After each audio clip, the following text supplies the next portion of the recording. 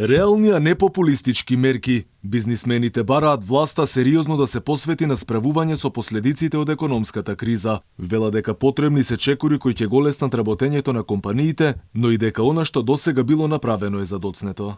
Тоа требаше да се случи и порано, ете дојде моментот кога веројатно имало неопходност да се случи и да се надеваме дека оваа мерка ќе биде долготрајна. А од друга страна, намалувањето на ДДВ-то и контролирањето на цените,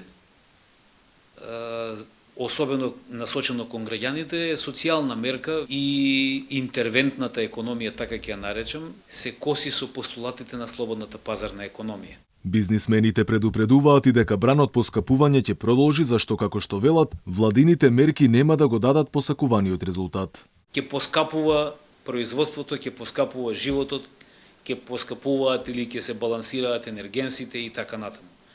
Така да мораме да се реструктурираме и да се базираме исклучиво врз нашите капацитети, врз нашето производство, врз нашите ресурси и врз нашите услуги.